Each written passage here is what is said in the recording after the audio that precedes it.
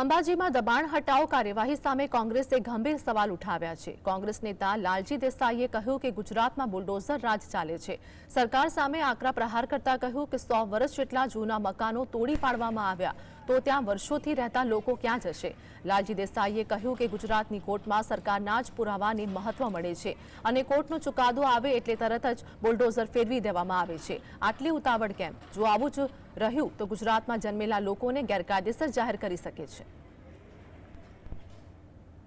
અંબાજીના લોકો કોર્ટમાં ગયેલા, કોર્ટમાં આ તો અત્યારે ગુજરાતમાં નીચેના કોર્ટમાં શું ચાલી રહ્યું છે કે સરકારના પુરાવાઓ એને જ મહત્વ આપવાનું ને સરકારના વકીલો દ્વારા અને સરકારના તંત્ર દ્વારા અને એ બધા જ પુરાવાઓ ઊભા કરી અને લોકો ગેરકાયદેસર રહે છે એવું સાબિત કરવાનું।